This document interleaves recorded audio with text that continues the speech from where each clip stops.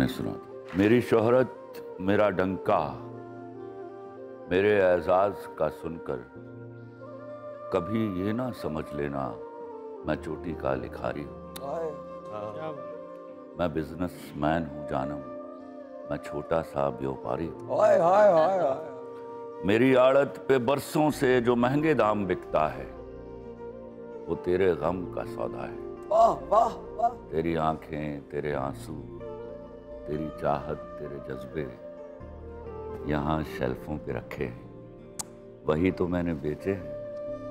تمہاری بات چھڑ جائے تو باتیں بیچ دیتا ہوں، ضرورت کچھ زیادہ ہو تو یادیں بیچ دیتا ہوں۔ تمہارے نام پہ صدقے بہت پیسہ کمایا ہے، نئی گاڑی خریدی ہے، نیا بنگلہ بنایا ہے، مگر کیوں مجھ کو لگتا ہے میرے اندر کا بیوپاری تمہیں کو بیچ آیا ہے۔ میں بزنس مین ہوں جانم، میں بزنس مین ہوں جانم۔